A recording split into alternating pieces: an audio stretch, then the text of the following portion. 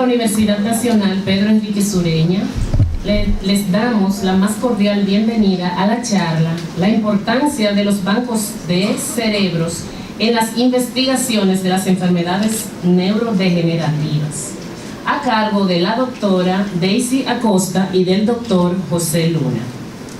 A seguida, ofrecemos salutaciones a los integrantes de nuestra mesa de honor. La licenciada Josefina Pepín, vicerrectora de Proyectos, Investigación y Vinculación de la UNPU, el doctor José Luna Muñoz, investigador, la doctora Daisy Acosta, investigadora y docente de la UNPU, y el doctor William Duque, decano de la Facultad de Ciencias de la Salud de la UNPU. A continuación, escucharemos las palabras de bienvenida a cargo de la licenciada Josefina Pepín, vicerrectora de Proyectos, Investigación y Vinculación de la UNPU.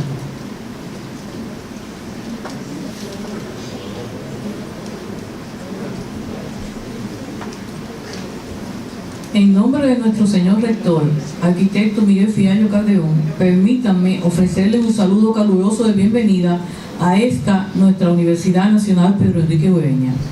A las personalidades que componen la mesa de honor, bienvenidos.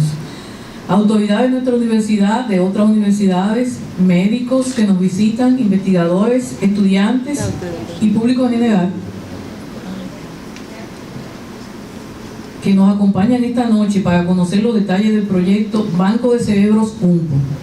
Estamos conscientes de que una de las funciones principales de las instituciones de educación superior es la investigación, y en esta oportunidad estamos dando todo nuestro aval académico y apoyo a las investigaciones en las áreas neurológicas para conocer detalles de las enfermedades degenerativas en nuestro país, apoyando el desarrollo de esta línea de investigación.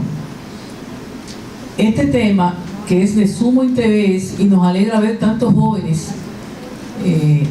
con interés en conocer qué está sucediendo y qué va a hacer la universidad en cuanto a esto, nos da la oportunidad de atender un espacio desatendido, que es el espacio de los jóvenes de tercera edad, ¿verdad, doctora? Claro, creo. No quisiera extender estas palabras, que no son más que la bienvenida a un evento, para que puedan ya conocer las informaciones que les presentarán los doctores Daisy Acosta, de la Facultad de Ciencias de la Salud de la UNPU e investigadora principal del Grupo de Investigación Demencia 166, y el doctor José Luna, quien es el coordinador del Banco Nacional de Cerebros LANCERV de Sinvesta, Centro de Investigación Avanzada de la Ciudad de México. Bienvenidos sean todos.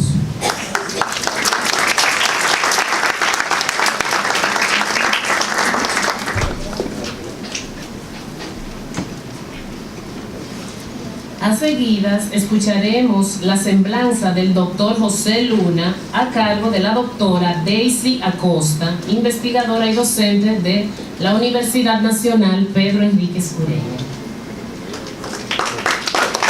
Antes de hablar de por qué la importancia de un banco de cerebros, que es de lo que nos va a hablar el doctor Luna, yo pienso que es importante que entendamos qué es esta enfermedad. Fíjense, este reporte que ustedes ven aquí, Demencia, una prioridad de salud pública, fue un reporte que hicimos en el 2012 durante mi mandato como presidenta de la Asociación Mundial de Alzheimer, y considero que fue el logro más importante de ese mi mandato 2008-2012. ¿Y por qué es tan importante? Porque nos dio mucho trabajo que la Organización Mundial de la Salud entendiera la importancia de estas enfermedades. Entonces fue un arduo trabajo de todo lo que son las asociaciones de Alzheimer o la sociedad civil en el mundo, y cómo funcionan estas sociedades. Por ejemplo, aquí ustedes ven la Asociación Dominicana de Alzheimer, que todas las asociaciones de Alzheimer de Iberoamérica se unen bajo la Asociación Iberoamericana de Alzheimer, que acaba de tener su congreso, se terminó el sábado pasado. Y todas estas asociaciones en el mundo, que son 86 países, se asocian bajo la Asociación Mundial de Alzheimer. Como ustedes pueden ver, es un movimiento civil enorme que ha llevado a que se reconozca la importancia de esta enfermedad. Y otra cosa que quiero hacer notar en esta diapositiva es esta persona que está aquí. Esa es Nancy Molina, es mi paciente, tiene 52 años y tiene una enfermedad de Alzheimer ya bastante avanzada. Entonces lo que quiero que ustedes vean es que no solamente es de viejos, porque la prensa lo que muestra es esto, ya una persona muy deteriorada, muy vieja, que ya está encamada, que es totalmente dependiente, y ese no es necesariamente el curso de la enfermedad. Recuerden que el expresidente Ronald Reagan estuvo con enfermedad de Alzheimer durante 3 años en su mandato como presidente de los Estados Unidos. Entonces fíjense que en el 2013 se estimó que esta enfermedad, habían 44 millones de personas con esta enfermedad, a doblarse cada 20 años, con 76 millones para el 2030 y 135 millones para el 2050. No, en esta enfermedad no solamente podemos ver los pacientes, sino que tenemos que ver aquellos que cuidan, o sea que tienen que doblar ese número, de manera que ahí ustedes pueden ver la importancia tremenda que tiene esta enfermedad en términos de prevalencia, y por eso se le llama la epidemia del siglo XXI. ¿Y dónde viven la mayoría de las personas con demencia? Que ese es otro problema. Es en países de bajos y medianos ingresos. Como ustedes pueden ver, esa franja enorme, un 66% de los pacientes con demencia viven en el mundo subdesarrollado, con gobiernos que no están preparados para enfrentar este reto. Y vamos a hablar un poquito sobre lo que es el problema de las demencias. Primero, es la causa número 1 de discapacidad en la población geriátrica. Hay un caso nuevo que se diagnostica cada 4 segundos y es una enfermedad súper subdiagnosticada. Este reporte que vemos aquí, del que le hablé ahorita, estima que en el 2010 se suman 7.7 millones de casos nuevos por año. Eso es 3 veces más que el SIDA. En el SIDA se suman 2.6 millones por año. O sea que estamos hablando de proporciones muy complicadas y muy grandes. Y el costo mundial en el 2010 se estableció que son 604 billones de dólares por año que cuesta esta enfermedad. Señores, eso es el 1% del Producto Global Bruto. Eso es en términos económicos, no estamos hablando de el costo social y el costo emocional que tiene esta enfermedad. Y estos costos, por supuesto, van a aumentar en la medida que aumente el número de personas con demencia, que aumenta cada día debido a que cada día envejecemos más, y el envejecimiento es el factor de riesgo más importante. Entonces fíjense que el número de personas con demencia se va a triplicar entre el 2013 y el 2050. En Europa, ya ustedes están viendo las cifras ahí, pero vamos a centrarnos en América. Vamos a tener un aumento de 248%. O sea que de 9 millones de personas con demencias que tenemos ahora en la región, esto va a aumentar a 31 millones de personas con esta enfermedad. Y finalmente, fíjense, MedLife hizo un survey, o sea, una encuesta de la enfermedad más temida. Esa encuesta se llama ¿Qué piensan los americanos? Y vimos que la enfermedad más temida, por supuesto, es el cáncer, pero es seguida por la enfermedad de Alzheimer. O sea, 41% de las personas le temen más al cáncer, después la enfermedad de Alzheimer, y por último un 8% las enfermedades cardíacas. Y sin embargo, la inversión en términos de billones de dólares es para el cáncer 5.8 billones, para las enfermedades cardíacas 4.3 billones de dólares para las investigaciones, y miren las demencias, 0.45. ¿Se fijan la desigualdad que tiene esta enfermedad, por lo que tenemos que abogar por ella? Yo pienso que ninguno de nosotros podemos darnos el lujo de ignorar estos datos.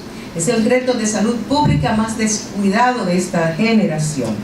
Y de ahí la importancia de un Banco Nacional de Cerebros, de lo que nos va a hablar el doctor José Luna. Necesitamos investigar sobre estas enfermedades, necesitamos ayudar como región, como país, a ver cómo encontrar una solución para estos problemas, no solamente de los pacientes, sino también para sus familiares.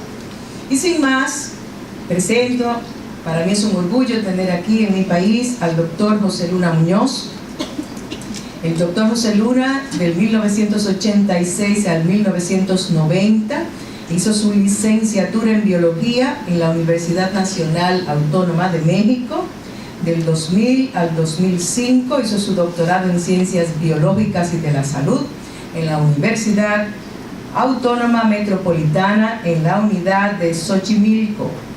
2009-2010 hizo su postdoctorado nacional en el Departamento de Fisiología en el programa de Ciencias Químico-Biológicas en la Escuela Nacional de Ciencias Biológicas del IPN, bajo la dirección del doctor Fidel de la Cruz y el doctor Sergio Zamudio. Su posición actual desde el 2012 es profesor investigador, coordinador del Banco Nacional de Cerebros, del Laboratorio Nacional de Servicios Experimentales, el CINVESTAB. Productos de sus investigaciones tenemos el desarrollo del Banco Nacional de México y más de 180 trabajos expuestos en congresos nacionales e internacionales y 64 artículos de investigación publicados.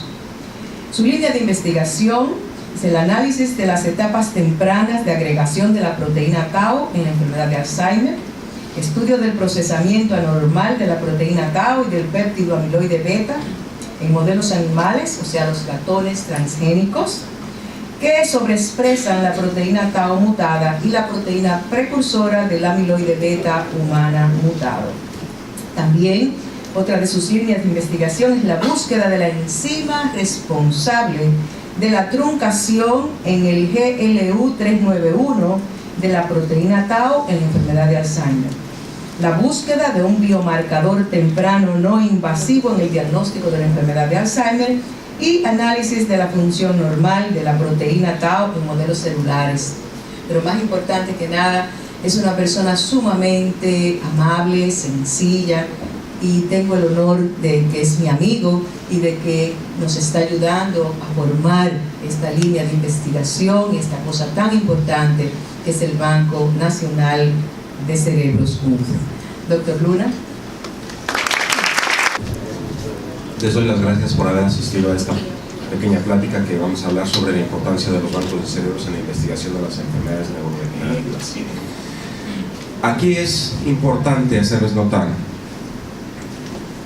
que la importancia de un banco de cerebros no se los voy a platicar de una manera directa, va a ser de una manera indirecta y sobre todo enfocándonos en varios procesos de los que estamos estudiando en lo que es la enfermedad de Alzheimer, ¿no? Y sobre todo hay que entender que esta enfermedad de Alzheimer es exclusiva del ser humano y no hay ningún modelo animal ni celular en donde podamos nosotros estudiar esta enfermedad. El Banco de Cerebros en México se desarrolló desde 1992 bajo la dirección del doctor Raúl Mena López. ¿Sí? Él fue uno de los investigadores principales en el estudio de la enfermedad en la neuropatología del estudio de la enfermedad de Alzheimer en México, y él fue el pionero en desarrollar este banco de cerebros. Él se enfocó básicamente a estudiar lo que es la enfermedad de Alzheimer, y fíjense qué tan complicado es. No creen que este banco de cerebros se origina de la noche a la mañana. Esto tiene, como les digo, desde 1992, pero fíjense que en los primeros 20 años solamente pudimos captar 17 cerebros para investigación. Es muy complicado entonces realmente llegar a tener este banco de cerebros. Actualmente ya contamos, a partir de 2012, que se hace ya de una forma nacional, tenemos ya cerca de 400 cerebros, ¿sí?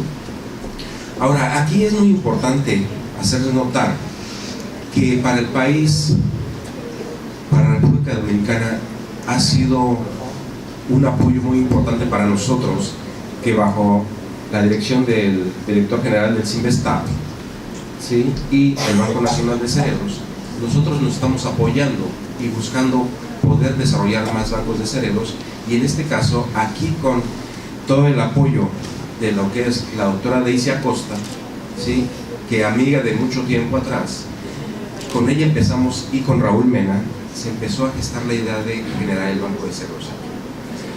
Obviamente las autoridades de aquí de la UNFU son los que nos han permitido poder albergar esta idea aquí dentro de su universidad.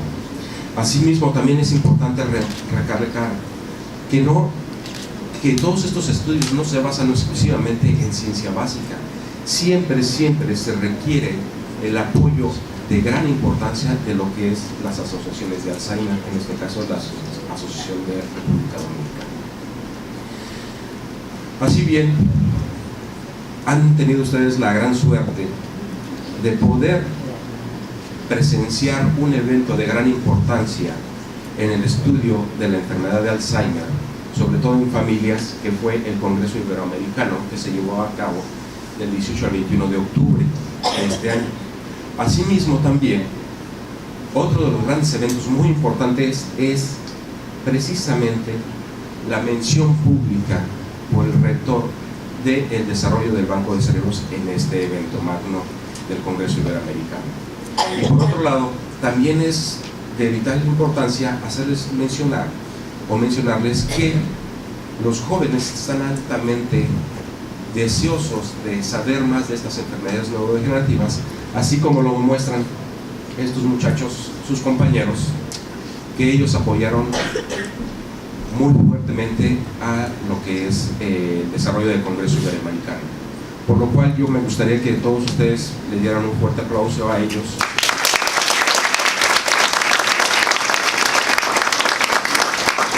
Realmente esto es la base de lo que significa el estudio de la enfermedad de Alzheimer.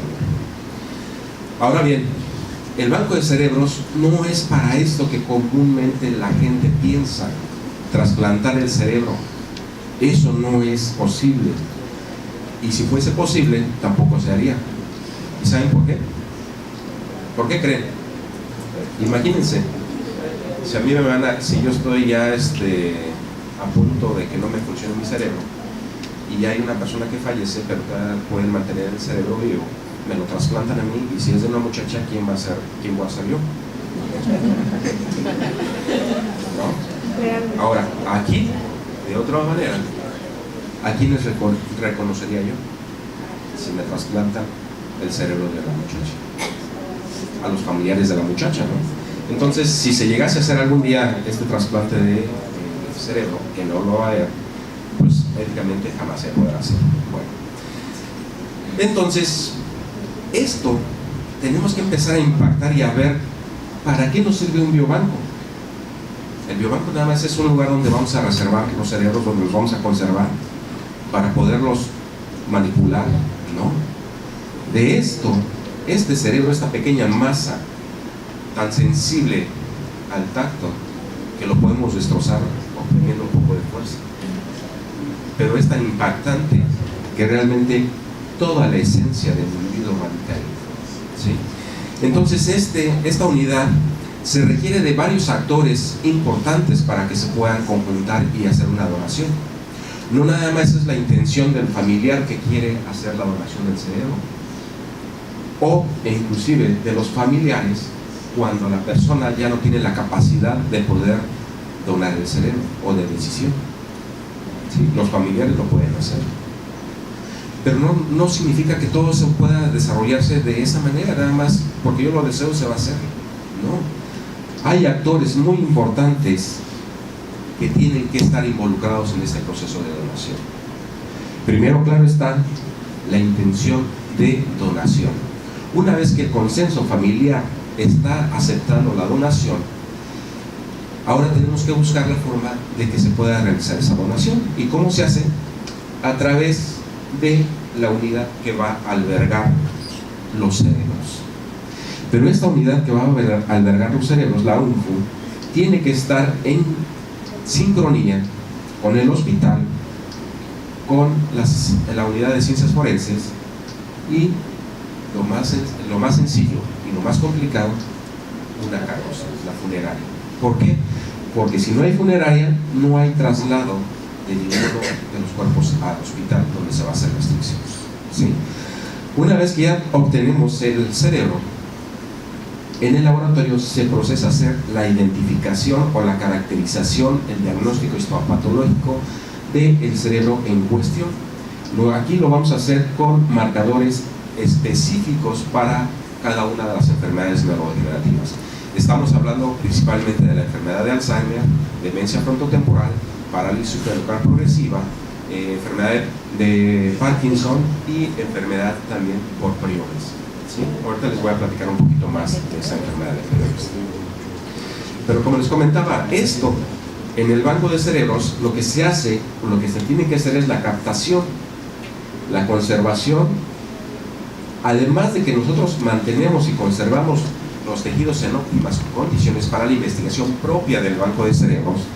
Esta va a tener también la característica de poder cederse a otras instituciones, a otros investigadores, tanto nacionales como internacionales, ¿sí? Y por esto nosotros, o en este caso la UNFU, va a tener que hacer y mantener el diagnóstico histopatológico confirmatorio de la enfermedad. Ahora, claro, ustedes me pueden decir, bueno, sí, ya se sabe que clínicamente va a desarrollar una enfermedad, pero estas enfermedades neurodegenerativas son solamente sugestivas, se sugiere, no está al 100% confirmado. La forma en la que se puede confirmar una u otra enfermedad es a través de su diagnóstico histopatológico post-mortem, ¿sí? Una vez que tenemos el cerebro. Y lo que va a enfocar básicamente a este banco de cerebros y todos los bancos de cerebros es que se desarrolla sin ánimos de lucro, ¿sí? Con esto nosotros, o la unidad no va a lucrar. Y por otro lado, son los principios de confidencialidad. En este caso, los principios de confidencialidad significan que toda la identificación que pueda relacionar el cerebro con la familia o con el individuo que en cuestión que donó, va a estar siempre bajo la secrecía del banco de cerebros y no se va a poder ceder a ningún medio de comunicación ni a ningún investigador. Lo único que se le da a los investigadores es realmente lo que es la forma general, si es genético, si es esporádico, la edad, el sexo y factores de riesgo que tuvieron estas personas. Eso es lo único que se le da, pero no se le va a dar ninguna relación a que pueda identificar a las familias o a los donantes.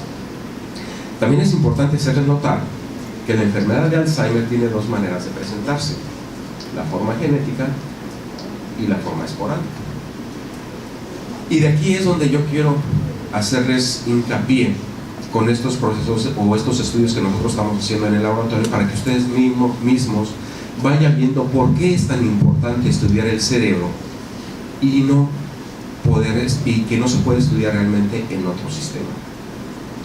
Bueno, como les comentaba, fíjense que el 5% del 100% de los casos están asociados a un factor genético, donde se tienen mutaciones en la presenilina 1 y la presenilina 2, así también como la proteína precursora de amiloide, ¿sí? Ahí es donde se tienen estas mutaciones. Esto significa que cuando se presentan estas mutaciones en la persona, va a tener el 50% de probabilidad de heredarla a sus familiares, ¿sí? Esto es un volado, es cara o cruz, ¿sí? Pero esto sí es muy importante. ¿Por qué? Porque estas mutaciones las podemos observar desde pequeños, desde que nacen, pero se expresan ya en edades avanzadas. Avanzadas estamos diciendo que no es ni en jóvenes ni en niños, sino es alrededor de los 35, 40 o 50 años, ¿sí? Sin embargo, la forma esporádica, que es la más abundante, es el 95% de los casos. El procesamiento de degeneración es igual, simplemente en el proceso genético es mucho más acelerado.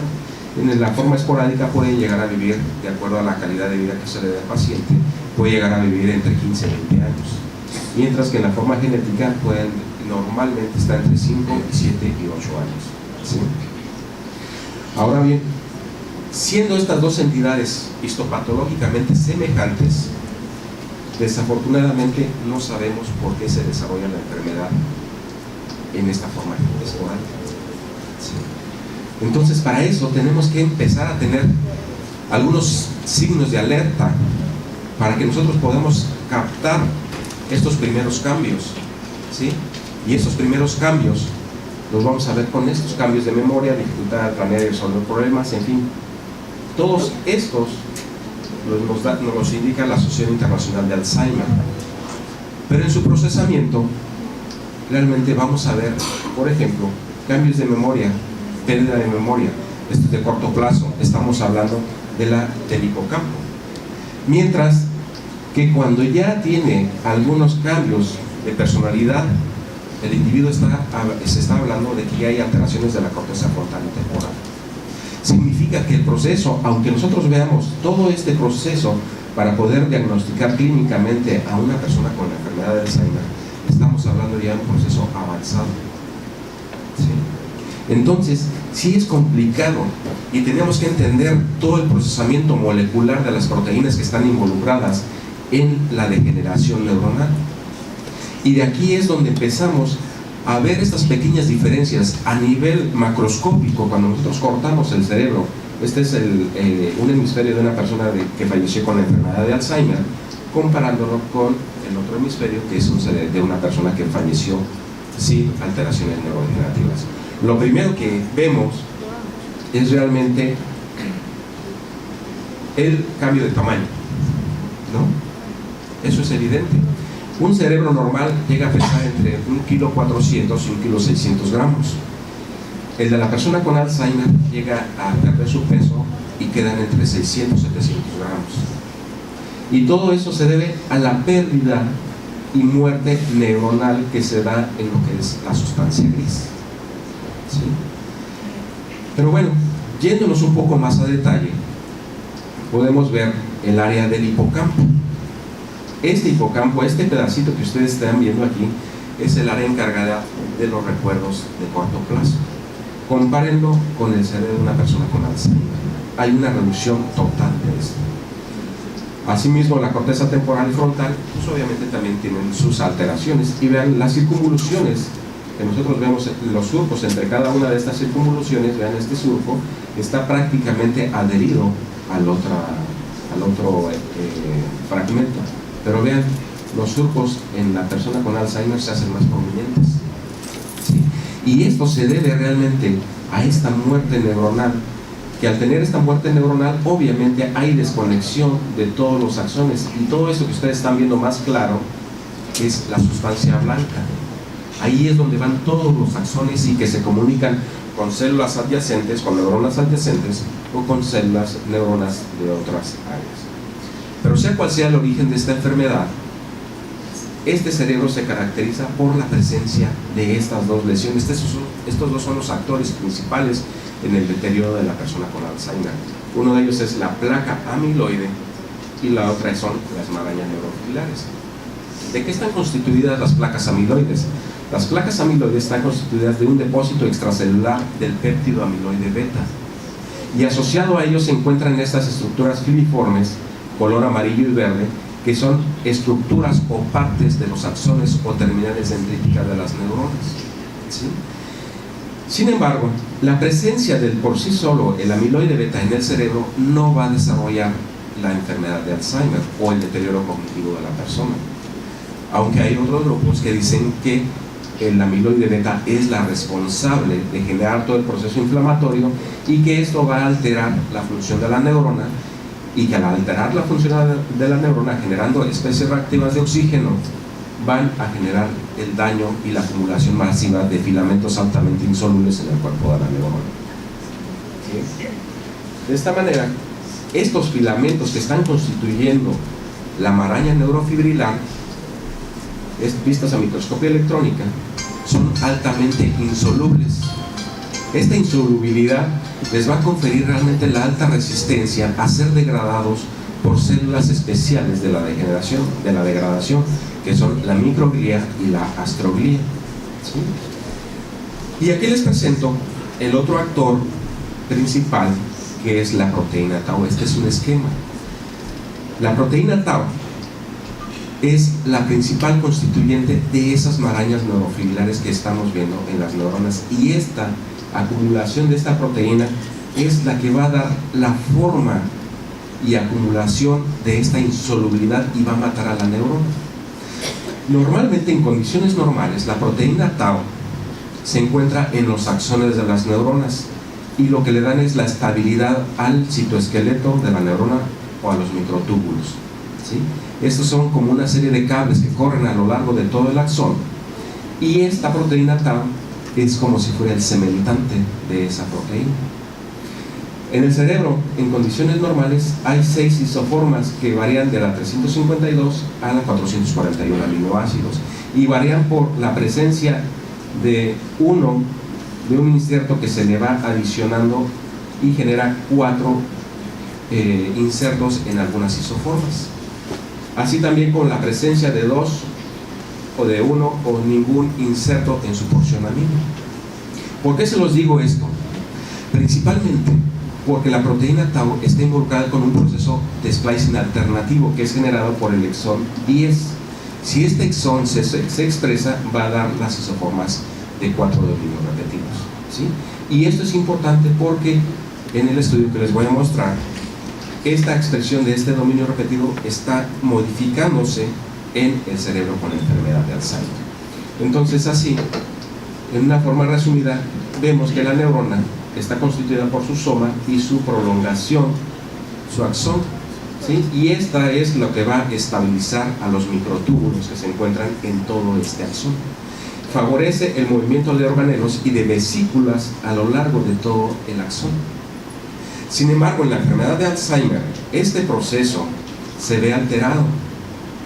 Asimismo, la otra proteína, que es el péptido beta amiloide, que es una proteína transmembranal, que lo vemos es una forma muy grande, se empieza a ser proteolizada por unas enzimas que también son membranales, liberando un pequeño fragmento al espacio extracelular, y este pequeño fragmento se va acumulando en una forma de placa. Primeramente son estos fragmentos, son polímeros, oligómeros, son monómeros, oligómeros, y finalmente forman lo que es la placa. Este conjunto de placa o esta acumulación excesiva de estos filamentos de amiloide beta es lo que genera realmente la alteración de las neuronas, que eso es lo que se supone. Sin embargo, los que defendemos que el proceso de degeneración es independiente de la amiloide beta, sabemos que la proteína tau que se encuentra en los axones de las neuronas, como ya se nos había comentado, favoreciendo las funciones también del movimiento de organelos, esta proteína tau que ensambla a los filamentos, a los microtúbulos, esto se empieza a desensamblar en la enfermedad de Alzheimer. Estos pequeños monómeros de esta proteína tau se empiezan a ensamblar ellos mismos, ¿sí? Que finalmente se va a perder todo el axón de la neurona, haciéndola independiente, ¿sí? Va a perder toda la comunicación con otras neuronas, se va a retraer todo su axón y toda la proteína que estaba constituyendo el axón se va a acumular en el cuerpo de la neurona. Así es como se muere una neurona. Y esto que nosotros lo vimos en este momento, en unos segundos, lleva aproximadamente 20 años, ¿sí? De su formación. Así que estos dos actores son los que realmente tenemos que entender todo su procesamiento molecular para ver cómo está afectando esta comunicación celular, ¿sí? De esta manera, tan simple y llanamente, vemos que el hipocampo es la primera área que se ve afectada, como ya les he venido comentando. Este hipocampo, realmente cuando se empiezan a morir las neuronas en esta área, deja ausente el hipocampo de toda la neocorteza. Y esto vamos a ver en este esquema. La forma que entra la información al hipocampo es a través de la neocorteza, a través de la corteza entorrinal y de la capa 2 de la entorrinal, que manda sus proyecciones, sus prolongaciones o comunicaciones hacia su vínculo, sea 1, sea 4, que es propiamente ya el hipocampo, y la forma en que regresa la información hacia la neocorteza es a través de la capa 4 de la corteza entorrinal. Pero vean, todo esto que ustedes están viendo en negrito son células muertas. Quiere decir que cuando van muriendo estas neuronas, van apagando la conexión con el resto del hipocampo, ¿sí? Entonces esto es tan importante que tenemos que entender nosotros estos mecanismos moleculares y celulares que los llamamos como cambios posttraduccionales. ¿Por qué posttraduccionales? Porque una vez que ha sido sintetizada la proteína, hay mecanismos que cambian su estructura. ¿Por qué? No lo sabemos. Pero dentro de estos cambios posttraduccionales está la proteólisis, esto es el rompimiento de la molécula, pero también otro proceso es la hiperfosforilación. Son grupos fosfatos que se le van agregando a la molécula de la proteína tau para cambiar su estructura molecular. Asimismo lo vemos con anticuerpos que reconocen todos estos procesos, ¿sí? Y estos procesos lo vamos a monitorear con una serie de anticuerpos que vamos a empezar a analizar sus procesos de degeneración desde la etapa más temprana hasta el proceso terminal de la muerte de la neurona. Todo esto que ustedes están viendo aquí es cómo la proteína tau se va agregando anormalmente en el cuerpo de la neurona, que esto lo ven ustedes en una tinción granular difusa, que esta tinción granular difusa empiezan a haber pequeños sitios de nucleación, que estos van a fusionarse entre ellos, invadiendo el cuerpo de la neurona hasta sofocarla y finalmente matarla.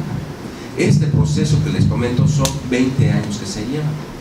Y sin embargo, para que tengamos el primer síntoma clínico, ¿sí? Cuando nosotros vamos al médico y que nos diagnostican, dice, usted, señor José, tiene los principios de Alzheimer, tiene un Alzheimer o un deterioro cognitivo inicial. ¿Sí? En realidad nosotros estamos hablando de un proceso de degeneración neuronal ya de muchos años atrás. ¿Sí? ¿Por qué? Porque nosotros necesitábamos una gran cantidad de neuronas muertas en el área del hipocampo para que me dieran ese síntoma clínico, que es la pérdida de memoria. Analizando todo este proceso molecular en las marañas neurofibrilares y con estos anticuerpos que detectan la proteína tau, nosotros hemos hecho esquemas de progresión en donde están involucrados procesos de truncación y de plegamientos de la molécula en las marañas neurofibrilares. Pero esto, aparte, no es que la formación de estas marañas o de estos ovillos neurofibrilares es lo que mata realmente la neurona. Y nosotros lo estamos viendo. Este es un estudio que hicimos en cuanto a una tinción con el mecanismo de muerte celular programada. ¿Ustedes han escuchado este concepto de muerte celular programada? ¿O de muerte por apoptosis? Sí, bueno. Entonces nosotros pintamos al DNA fragmentado, que es el indicador de la muerte neuronal, a través de un color verde, ¿sí? Con la técnica de túnel. Y lo contrateñimos con un colorante, con un anticuerpo que va dirigido contra la proteína tau fosforilada. Y vimos que había núcleos, sí, que se estaban muriendo por apoptosis, pero no estaban asociándose a las marañas neurofibrilares. Y muchas marañas neurofibrilares, muy pocas, estaban relacionadas con núcleos apoptóticos. Lo que significa que realmente la muerte celular programada no estaba jugando un papel importante en la muerte de las neuronas. Yéndonos a unos eventos más tempranos de degeneración, ¿sí? Pudimos ver que había inclusive eventos de fosforilación muy tempranas antes de los plegamientos de la molécula, y que la truncación en el glutámico 421 también está implicada desde eventos muy tempranos. Esto nos llevaba entonces a entender ya mecanismos moleculares de esta progresión en el cerebro, ¿sí? Porque todos estos análisis son hechos en el cerebro. Ahora bien, hemos también desarrollado modelos animales que estamos tratando de entender estos mecanismos moleculares que se dan en el cerebro con Alzheimer, y sobreexpresamos en este ratón transgénico la expresión de la proteína tau mutada, y así también como la prescinilina 1 y la proteína precursora de amiloide. Y vean, aquí estamos tiñendo en verde y en rojo la expresión de la proteína tau. Este es el hipocampo, aquí está la capa molecular del giro dentado, este es el área de SA1. Y vean ustedes, en rojo y en amarillo es la expresión abundante de la proteína tau, y está fosforilada. Sin embargo, analizando con más detalle, vimos que en animales de 3 meses, 9 meses y 18 meses, vean cómo se va acumulando a lo largo del área del CA1. Se va acumulando expresión de la proteína tau, ¿sí? Y nosotros lo mapeamos además con un anticuerpo que es específico para la proteína tau humana, porque ahí tenemos que tener la seguridad que estábamos mapeando la acumulación de la proteína tau humana, porque el ratón también tiene proteína tau, es su propia proteína tau de ratón, ¿sí? Entonces, analizando con este anticuerpo, vean, a través de los meses también encontramos que se iba incrementando la expresión de esta proteína en los cuerpos neuronales. Sin embargo, el ratoncito seguía viviendo normal. Tenía problemas, sí, de conducta. Tenía problemas para recordar, por ejemplo, se hace una prueba de nado en los ratones para ver la memoria, ¿sí? Entonces resultaba que cuando se sobreexpresaba esta proteína, el ratón ya no encontraba la plataforma donde debe encontrarla. Entonces sí tiene alteraciones de memoria, pero lo que ocurre es que hay también procesos de inflamación. Pero ven, esta acumulación masiva de la proteína tau es como si nosotros estuviéramos aquí. Cuando ustedes llegaron, les era un poco difícil entrar, ¿no es cierto? Porque había muchas personas que estaban entrando. Si ahorita llegan otro tanto como ustedes, otro tanto de personas, pues les va a ser difícil que se empiecen a mover. Así ocurre también en la neurona. Hay proteína basura que no le está funcionando a la neurona y que está impidiendo las funciones normales. Siendo así de esta manera, que tratamos de ver inclusive una secuencia como la que vemos de agregación de la proteína tau en el cerebro humano, lo pudimos ver en el ratón. Y se dan mecanismos de fosforilación también igual que se dan en el humano. Pero ¿saben qué no encontramos? La proteólisis. Y la proteólisis en el glutámico 391 es el factor importante para que esta proteína tau se polimerice y se haga insoluble y mate a la neurona. Y en el ratón no mueren las neuronas, ¿sí? Hay inclusive translocación de tau que se encuentra en el núcleo hacia el citoplasma, como si fuera una maraña neurofibrilar. Pero a pesar de que es esta maraña, o esta suponen mucha gente que es maraña neurofibrilar, no tiene las características del filamento helicoidal apareado. Y su proteína tau no es insoluble como la presenta en el cerebro. También así hemos empezado a analizar células y funciones de la proteína tau en el cultivo celular.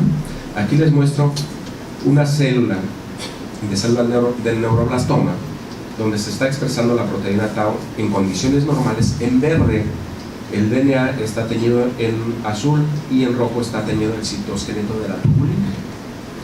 Y vean que nosotros vimos todo este proceso y lo detectamos, pero que está involucrado en procesos de división celular la proteína tau.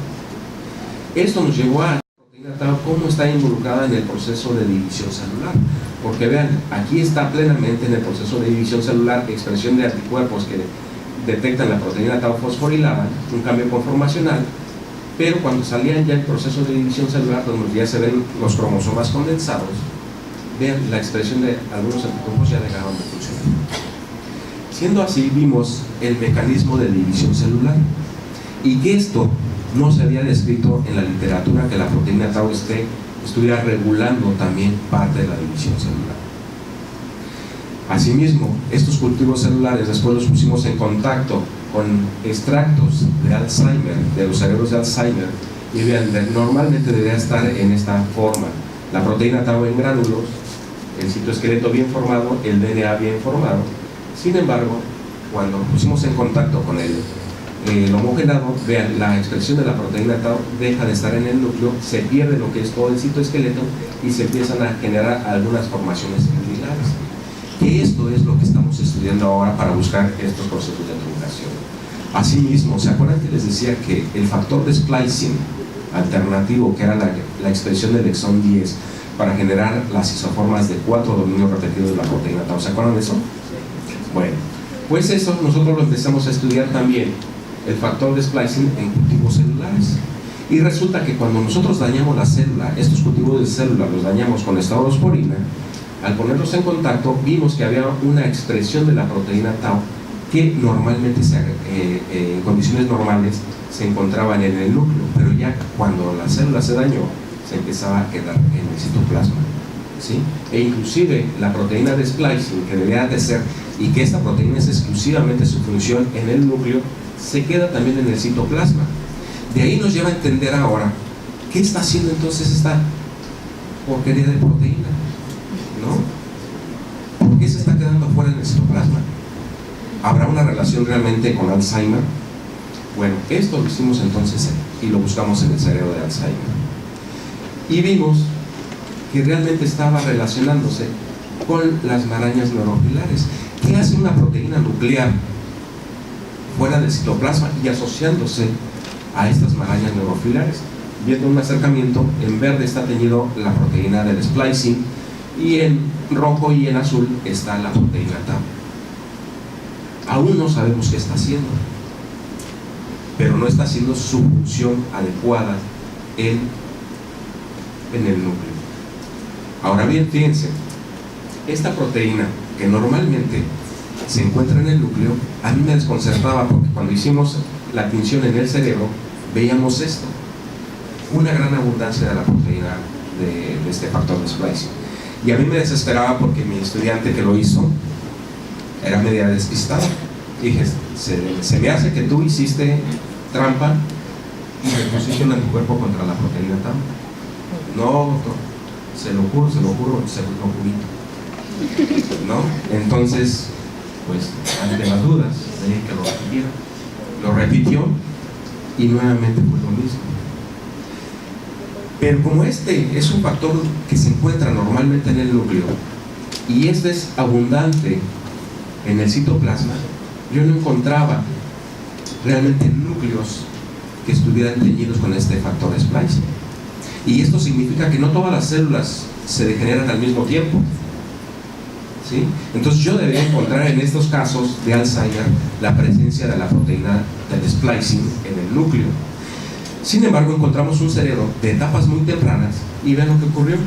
Encontramos sí marañas neurofibrilares, pero en las células que no estaban dañadas estaba perfectamente la expresión de este splicing. Quiere decir que entonces nosotros tenemos, para poder entender todos estos mecanismos, tenemos que entender el proceso, no nada más en los cultivos celulares, sino que es importante para poderlo asociar en lo que es el cerebro, ¿sí? Y vean, este factor de splicing lo empezamos a cuantificar en etapas granulares a través del deterioro cognitivo de la persona, que se divide en etapas de Braak, que esto es de acuerdo a la presencia del número de por áreas y número de lesiones. Lo empezamos a monitorear y en las etapas más tempranas es una etapa granular normal, pero conforme va evolucionando el deterioro cognitivo de la persona reduce, pero se van incrementando este número de estructuras. Quiere decir que inclusive estamos encontrando una proteína que no se había detectado una modificación como tal. De hecho, hay en la literatura que dice que no tiene mutaciones. No tiene mutaciones, pero no está haciendo la función. Entonces, este proceso de degeneración posiblemente sea una etapa inclusive mucho más temprana del procesamiento anormal que inclusive la misma tau. Y eso nos lo ha dado el estudiar realmente el cerebro. Esto no hubiéramos podido saber cómo ocurría si lo hubiéramos estudiado nada más o nos hubiéramos quedado solamente con el estudio de los cultivos celulares. Ahora bien, la otra parte que es muy importante, la expresión de la proteína tau en órganos. Se ha encontrado también la proteína tau en testículo, encontrando o asociándose al proceso de la meiosis, ¿sí? ¿Pero qué está haciendo ahí? Pues es algo de lo que ya les había platicado a ustedes, con donde yo lo veía en mitosis, pero esto está en meiosis. Asimismo, empezamos a buscar en otros órganos, como en el intestino, ¿sí? Y vean, hay una gran expresión de la proteína tau en el intestino. Los núcleos están teñidos en color gris, ¿sí? Entonces hay proteína tau fosforilada en condiciones normales en órganos, ¿sí? ¿Y qué se está haciendo? ¿O qué se está buscando? Terapéutica para evitar la proteína tau fosforilada. ¿Y qué es lo que va a hacer? Nos va a dañar la protección de la proteína tau, que en el laboratorio estamos promulgando que la proteína tau fosforilada es el mecanismo de protección que tiene la neurona para prolongar más su vida. Si le quitan esa protección, lo que va a hacer, la célula va a morir inmediatamente con un efecto de prion, ¿sí? Esto quiere decir que en un año la persona quedaría completamente demente. ¿no? Entonces, hay que tener mucho ojo para poder entender esto, ¿no? Y dentro de esto, hay que entender también el proceso, no nada más de Alzheimer. ¿Dónde está el Alzheimer? Ahí está. No nada más es entender el proceso de Alzheimer, porque hay otras enfermedades neurodegenerativas, como esta, ¿sí? DTT, la enfermedad de Parkinson, la enfermedad de Huntington, que también hay expresión de la proteína tau, hay también formación de marañas. De hecho, el trauma crónico también del cerebro, también genera también lesiones. Entonces eso es importante ahora, entender otras patologías para poder entender los mecanismos que puedan diferenciar a la enfermedad de Alzheimer, ¿sí? Y estas son otras de las enfermedades que les comentaba que están desarrollando estas lesiones, ¿sí? ¿Y todo para qué? Como dice la canción, ¿y todo para qué? Para buscar un método de diagnóstico temprano. Este es el epitelio de una persona normal, sin enfermedad, sin alteraciones de memoria, y vean el epitelio de una persona con pérdida de memoria. Hay una translocación, lo normal que les había comentado en el núcleo, la proteína tau expresándose en el núcleo, y ahora se está expresando en el citoplasma, ¿sí? Y esto es una de las cosas que estamos haciendo aquí en la UNFU también, con colaboración con la doctora Daisy, y obviamente también investigadores que quieran unirse a este proyecto. También vamos a poder tener más calidad en todo esto, ¿no? Así que como con estos experimentos, simplemente les puedo decir, para poder entender a la enfermedad hay que estudiar el cerebro. No podemos hacerlo en ningún modelo celular. Por eso es tan importante que nosotros entendamos todos estos mecanismos moleculares y que lo llevemos entonces a entender inclusive no nada más el proceso de degeneración o acumulación del péptido amiloide beta, sino que también hay otras proteínas o otras células que están involucradas en este proceso de degeneración, como son las células gliales y las células microgliales, que estas células microgliales están asociadas a una expresión de una enzima que no se había descrito en el cerebro de Alzheimer, y en este caso nosotros lo hemos encontrado muy asociado a los depósitos de amiloide beta, y se asocian más a los depósitos que son insolubles que a las formas solubles del amiloide beta. Y esto también altera lo que son los vasos de la proteína, de los vasos del cerebro. ¿Por qué? Porque hay una acumulación masiva del péptido amiloide beta de diferentes especies, pero también está asociándose esta caspasa. Y esta caspasa es una proteína involucrada en procesos de inflamación, que aquí nos va a alterar lo que es la permeabilidad de la membrana de los vasos. Quiere decir que si nosotros perdemos la barrera hematoencefálica, va a entrar sangre a diestra y siniestra, ¿sí? Entonces, estos son de las cosas que tenemos que empezar a entender estos mecanismos. No nada más las proteínas que están involucradas, sino también otras proteínas que no han sido descritas en el cerebro, ¿sí? Y por ejemplo, esta proteína que les digo de la caspasa, normalmente en el cerebro no se expresa, y en el cerebro con Alzheimer es muy abundante. Y nosotros somos el primer grupo que está reportando este hallazgo, ¿sí? Así que normalmente, para entender Alzheimer, hay que hacerlo en el cerebro humano, para tener la vida saludable, llegar a un envejecimiento saludable y sobre todo, pues, no depender de nadie, ¿no? Este es de mi amigo Einstein, que le acabamos de tomar la fotografía. Bueno, pues muchas gracias.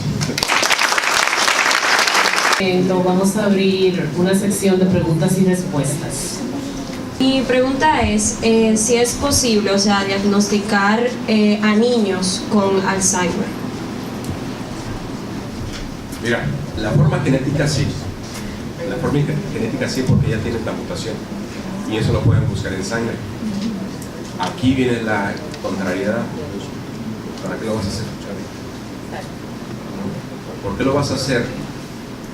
Mortificar a la madre, estigmatizar al niño, generarle una depresión, una angustia que lo va a desarrollar en etapas mucho más avanzadas.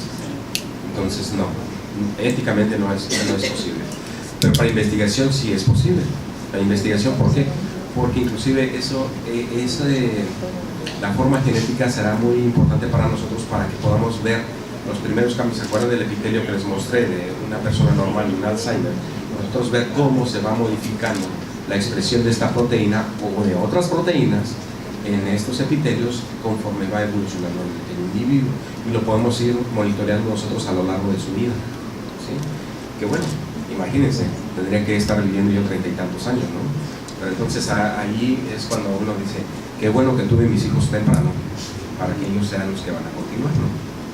Ahora, por otro lado, la forma esporádica no se puede diagnosticar. Se puede diagnosticar el deterioro cognitivo leve, sí, pero eso no está seguro que sea Alzheimer. Tiene que tener muchas cualidades más y que se tienen que evaluar por un neuropsiquiatra, ¿sí? Para que puedan evaluarse bien lo que sí es una enfermedad de Alzheimer. Ahora, como les decía, esto es probable. La forma de histopatología es la más confiable. Hay estudios que se hacen de tomografías o de los PET para detectar amiloide beta y la proteína tau, pero aún así no te dan el evento muy temprano, te lo dan ya de un evento más avanzado, ¿sí? También la morfometría del cerebro también empiezan a buscar, por ejemplo, los cambios muy tempranos de lo que es el hipocampo.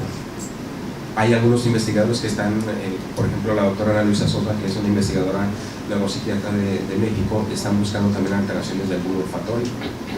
Dicen, ¿del bulbo olfatorio? ¿Qué tiene el bulbo olfatorio? Pues el bulbo olfatorio, la pérdida, la anosmia es uno de los primeros síntomas que se presentan en Alzheimer y en Parkinson, ¿sí? Bueno, y también los mocosos que andamos como yo ahora. Pero fíjense, en ese sentido, si nosotros hiciéramos un diagnóstico temprano, ¿ustedes qué consideran? ¿Sería adecuado o no sería adecuado? Ahora yo les pregunto, ¿es adecuado o no es adecuado? Sí es adecuado. ¿Por qué? Porque se evitarían factores de riesgo. Modificar los factores de riesgo, ¿no? Pero también antes de que se dé esto, y yo siempre lo he pensado, cuando es una forma genética, ¿sí? Que normalmente ya se sospecha o se tiene presente cuando una persona desarrolla la enfermedad alrededor de los 45 años, antes de los 60 años, es una forma genética, ¿sí? Mucha probabilidad de que los hijos la hereden. De hecho, fíjense, hay una donación que me hicieron una vez de un familiar, de una persona que falleció con la enfermedad de Alzheimer y la desarrolló alrededor de los 47 años de edad. Cuando me entregan el cerebro, ya hice yo todo el diagnóstico, y sí, efectivamente era un Alzheimer. Y el familiar, el que me lo donó, me dice, yo no quiero saber nada hasta que tenga 80 años. Lo donó para la investigación, pero ella no quiso, o esta persona no quiso realmente saber el diagnóstico. ¿Pero qué está haciendo? Ella sabe que tiene la probabilidad de desarrollarla. Entonces, hace ejercicio, hace actividad mental, hace actividad manual, ¿sí? Se alimenta bien, reduce consumo de grasas y azúcares. Y eso no es difícil, todo lo podemos hacer desde ahora, ¿sí? ¿Para qué? Para generar una plasticidad neuronal. Ahora, también es importante, y lo que les digo, si vamos a hacer un diagnóstico en este sentido, o si yo soy familiar de una persona con Alzheimer, si yo voy a hacerlo y quiero que me den ese resultado, primero tengo que tener una atención de aceptación psicológica. No lo puedo llegar así como el Borras, no puedo llegar así a lo tonto, nada más vengo a que me tome una muestra de sangre y vamos a ver si tengo Alzheimer o no. No, tienes que tener una concienciación muy efectiva. Esto es, por ejemplo, con las personas que desarrollan el síndrome de inmunodeficiencia. Cuando le dan el diagnóstico, muchos se suicidan, ¿no? Entran en depresión. Entonces, lo mismo va a ocurrir con esta enfermedad. ¿Por qué? Porque todavía no hay cura. Todavía no hay ningún fármaco que detenga ni siquiera un poco la enfermedad. Pero sí es importante, porque si nosotros lo sabemos más temprano, tenemos esa capacidad para reducir estos factores de riesgo, para modularlos. ¿Sí? Buenas noches. Buenas noches. Paz Delán, de la Escuela de Psicología. Felicidades y muchas gracias por su exposición en esta noche. Me gustaría saber si ustedes tienen esta información ya está sistematizada, si está escrita en un informe, en un tipo de tesis de investigación que se haya hecho para nosotros poder tener acceso, principalmente para los estudiantes y para consumo propio de este tipo de información. Sí, mira, hay parte de esta información que les he presentado. Si quieren escribirme al correo electrónico, yo se los envío, aunque no se los he enviado. ¿No? Pero este correo electrónico es jluna@sinvesta.mx. jluna@sinvesta,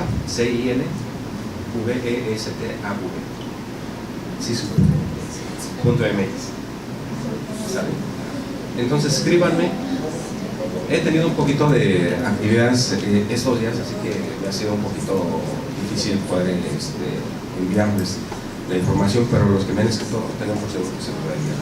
Hay un libro que publicamos, bueno, lo publiqué yo, tomaron un artículo que publicamos en el área de neuroprotección, se hizo un libro y ahí está un artículo de nosotros que publicamos. Ese libro completo se los puedo enviar. Fue de Frontier. El artículo ha tenido muy buena aceptación, ha tenido un impacto más o menos como de cerca de 63,000 visitas. El artículo de nosotros, solamente el artículo, ha tenido cerca de un poquito más de 7,000 visitas, ¿no? Entonces, y estamos hablando de neuroprotección a través de la fosforilación de la proteína tau, ¿no? Ahora, también tenemos un libro que está en español que habla sobre todo de Alzheimer, ¿no? de la clínica, de atención, de imagenología. Entonces también se los puedo hacer llegar. Sí.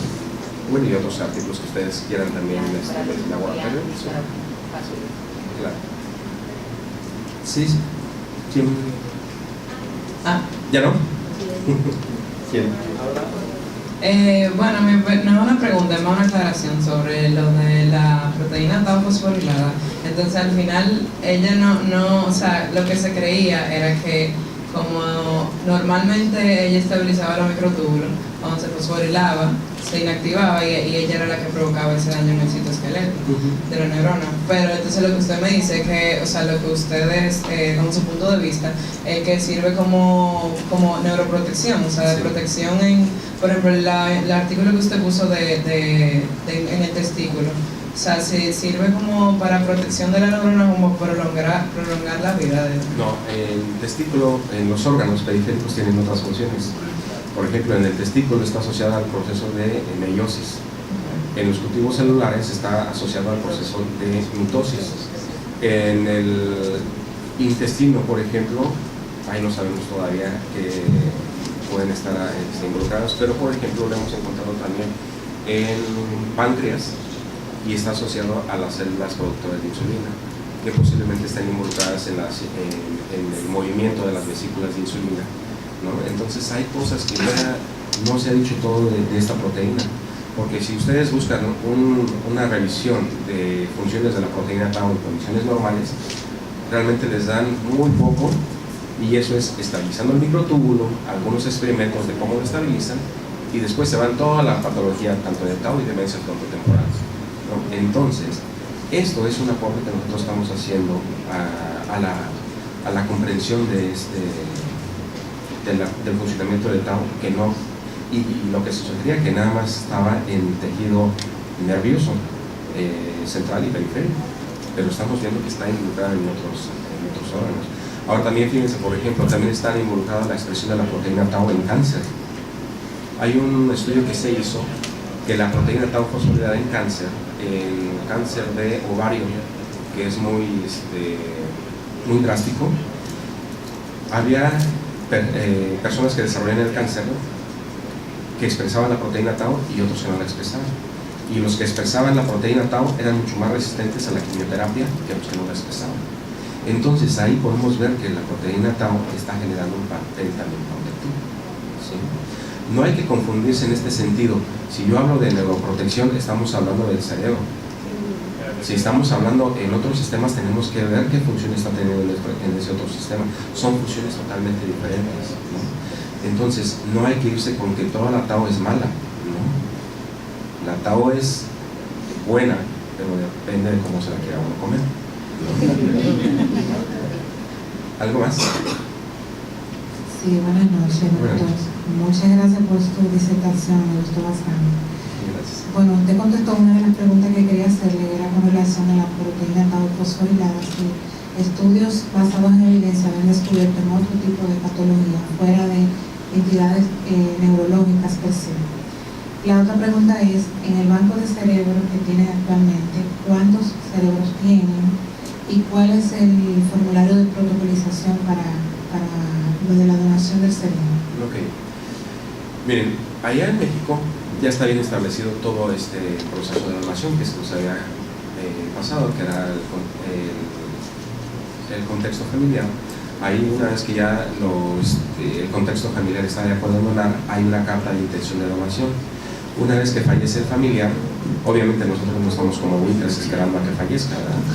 Sino lo que se hace es que el familiar es el que nos va a contactar a nosotros cuando fallece. Lo importante aquí es que la donación de cerebros tiene que ser antes de las 12 horas del tiempo post-mortem. Podría ser que hasta 24 horas, pero también dependiendo de los lugares. En este caso, por ejemplo, aquí hace mucho calor. Entonces, 24 horas no sería adecuado. Entonces hay que reducir el tiempo de donde se pueda tomar el tiempo de extracción del cerebro, ¿no?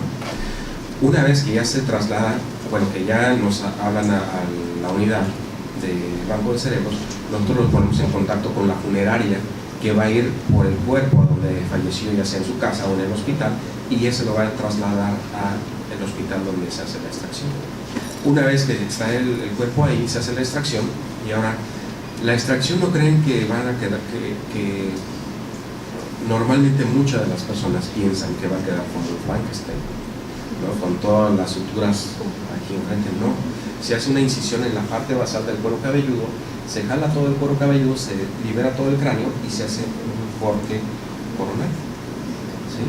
De ahí entonces ya se libera, pero se va a mantener siempre, en los ojos no se les quita, para que no se vea la protrusión. Entonces generalmente se quedan los ojos y se liberan del quiasma óptico, se cortan los nervios ópticos, se cortan, y obviamente también la base del cerebro, ¿no? Entonces se extrae, se vuelve a cortar nuevamente el cráneo y se regresa la piel y se hace la sutura en la parte de atrás. Siempre todo esto es con el debido respeto y cuidado al cuerpo, ¿no? Y a los familiares que lo donaron. Una vez que está ahí en el hospital, entonces gente del laboratorio del banco de cerebros va por él a través de un automóvil oficial de la institución y se traslada a lo que es el banco de cerebros. Esto se tiene que hacer de dos formas. Si el hospital tiene la característica, si tiene realmente un ultracongelador que es de menos 80 grados centígrados, entonces se hace todo el proceso ahí. Si no lo tiene, se tiene que trasladar al banco de cerebros en una bolsa hermética de plástico y se va a transportar en un contenedor con agua y hielo, ¿sí? Y esto se hace para que no tenga el contacto directamente con el hielo y la misma congelación genere daños al tejido. Una vez que se llega al laboratorio, se separan los dos hemisferios. Un hemisferio se congela a menos 80 grados centígrados y el otro se mantiene en aldehídos. El que se mantiene a 80 grados centígrados, bueno, antes de generar este congelamiento se tiene que cortar el cerebro. El que se mantiene en aldehídos, ese no es necesario, ese inmediatamente se puede sumergir completamente en un hemisferio. El otro, que si va congelado, sí se tiene que rebanar en cortes coronales, ¿sí? Y a una distancia aproximadamente de 1 centímetro. Este se mantiene en bolsas individuales y esto inmediatamente se congela en el ultracongelador. Y esto es para evitar que realmente se descomponga el tejido. Aquí estas dos formas de mantener el tejido, uno es para hacer análisis bioquímico genético, y que es el de menos 80 grados centígrados, y el que se mantiene en aldehídos es para hacer pruebas de inmunodetección, donde se hace el diagnóstico confirmatorio con las proteínas, con los anticuerpos o marcadores específicos para cada uno de ellos, y después ese se hace una caracterización y ese que ya se mantiene ya para la investigación. Una vez que ya se ha caracterizado, diagnosticado, entonces ese ya se pone a disposición de los investigadores, ¿sí? Esa es la forma. la negligencia. Ahora, cuando la gente quiere tener acceso a este tejido, hay una forma que también el Banco de Cerebros se les proporciona, o en la página del Banco de Cerebros, ahí hay una forma donde está el formato, donde se está solicitando lo que es fragmentos del tejido, donde tiene que decir cuánto tejido quiere, de qué área requiere, y si está por edades, y nosotros si lo caracterizamos, o el clínico también tiene ya la historia clínica perfectamente bien determinada, obviamente si es en etapa temprana, etapa moderada y etapa final. Aquí es importante también hacerles notar que no todos los cerebros sirven, ¿sí? Y no en el sentido estricto de que no sirven, simplemente que deben de tener todos una historia clínica. Si no tienen historia clínica, no nos va a funcionar. ¿Por qué? Porque no hay manera de que nosotros estemos buscando y encontrando estos factores de riesgos. ¿Contra qué lo vamos a correlacionar? ¿Sí? Entonces es muy importante, por eso siempre trabajamos con hospitales, con las asociaciones, porque ellos tienen la historia clínica de los pacientes. ¿Sí? ¿Algo más que se me olvidó? La cantidad de cerebros. Ahorita en el Banco de Cerebros ya tenemos 400 cerebros.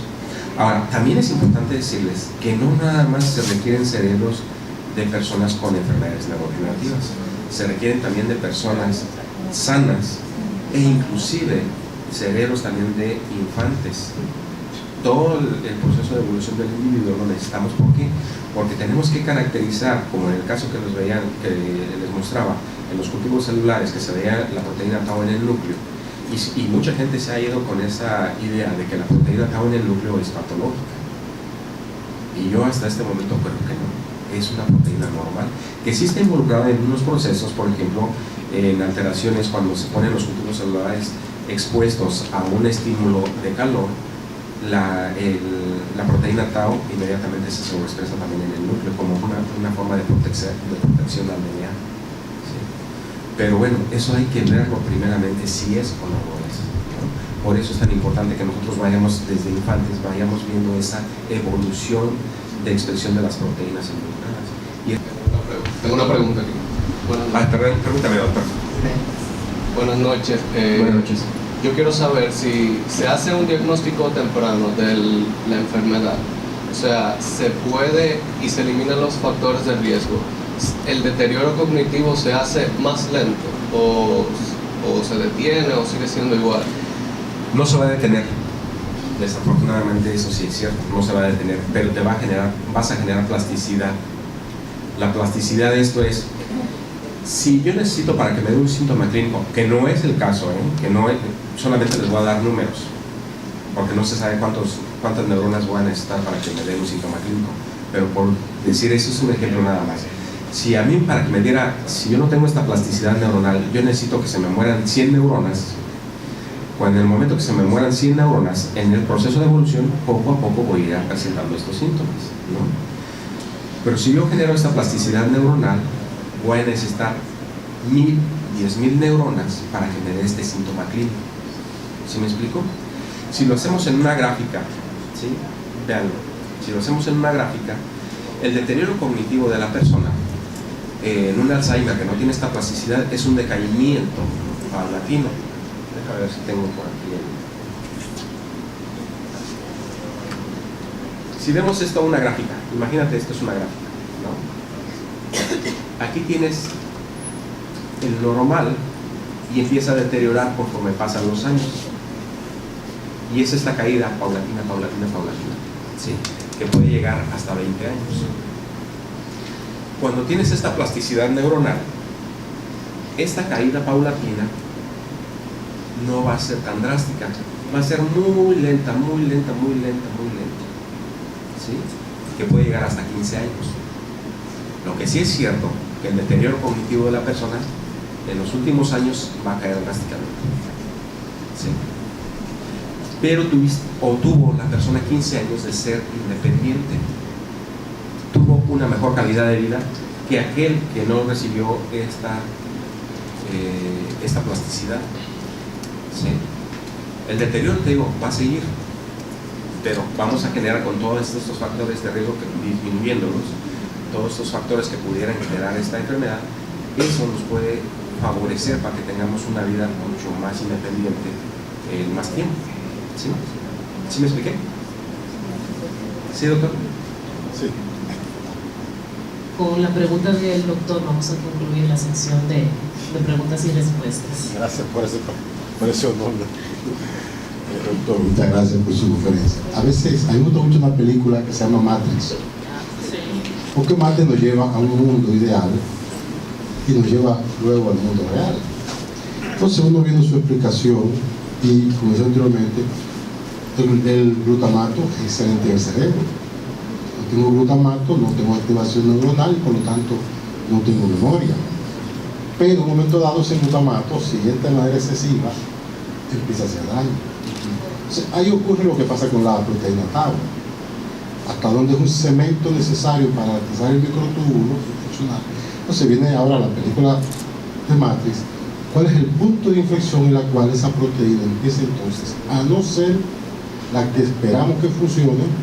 Y hasta dónde, en un momento determinado, y eso es lo que buscamos a veces en la medicina molecular, pudiéramos inferir en ese paso en la cual esto que hasta ahora es fisiológico, que es necesario, el glutamato, no tengamos tasa excesiva de calcio, no tengamos tasa excesiva de glutamato, entonces entre en la cascada de la apoptosis. Claro. ¿Cuál sería el punto de inflexión que esa proteína tau se fosforile, pueda ser hidrosoluble para que pueda ser absorbida y eliminada, y hipotéticamente en qué momento pudiéramos intervenir en ese cambio de esa proteína, que es aparentemente la que hasta ahora tiene el juego trancado, por decirlo dominicano, es un proceso de degeneración fisiológica, que es lenta, progresiva, que afecta a su edad, o aquella que es patológica y que nos permite entonces, como usted bien dice, tener actividad intelectual, ejercicio, etc. Aunque pierda el número de neuronas, estoy aumentando el número de conexiones dendríticas, por lo tanto, es la plasticidad que me protege. Claro. Es el punto de inflexión. Sí. Ahora, también fíjense, ya se me olvidó qué te iba a decir. Bueno, sí. Ya me acuerdo. También es que, fíjense, el punto diferencial de este proceso de degeneración no es la fosforilación. ¿Se acuerdan que les hablé de otro proceso de proteólisis, de rompimiento? Nosotros en el laboratorio hemos encontrado este pequeño fragmento que consta de 92 a 95 aminoácidos que están involucrados en los dominios repetidos de tau, que es con lo que realmente mantiene estabilizada el microtúbulo.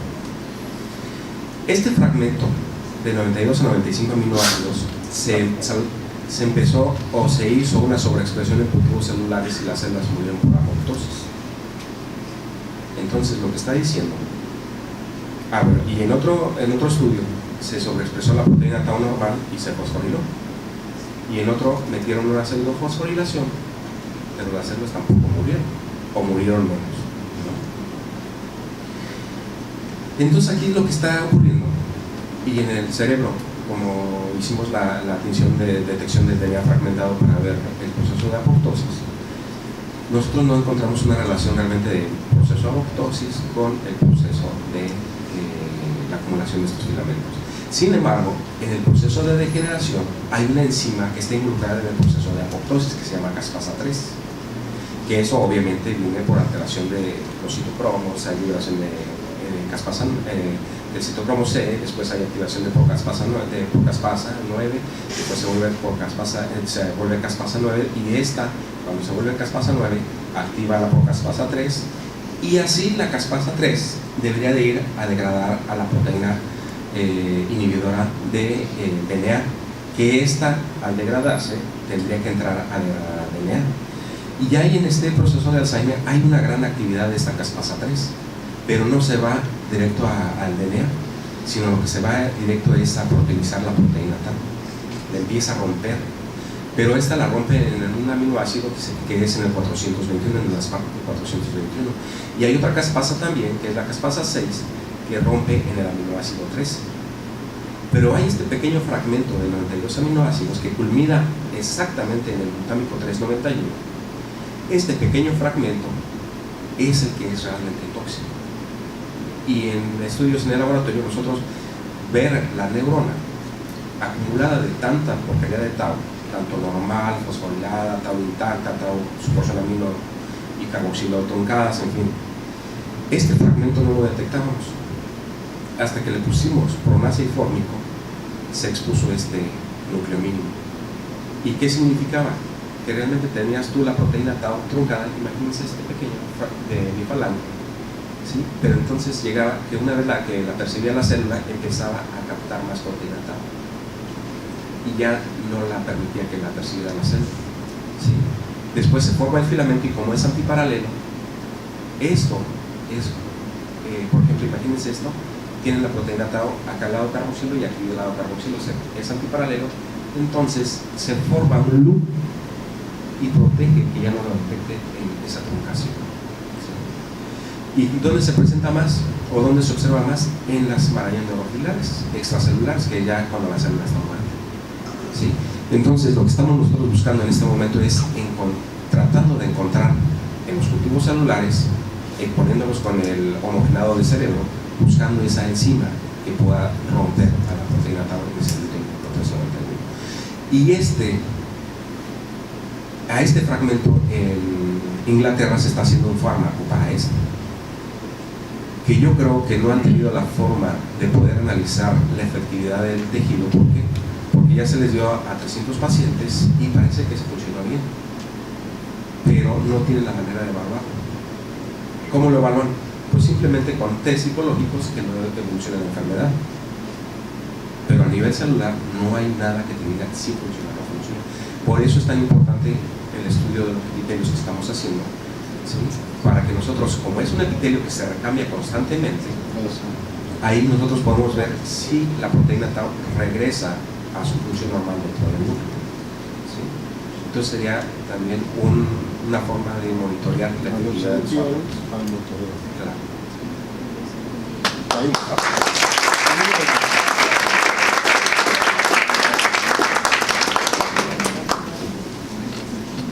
En nombre de la Universidad Nacional Pedro Enríquez Ureña, damos clausura a esta actividad. Agradecemos la presencia de cada uno de ustedes y les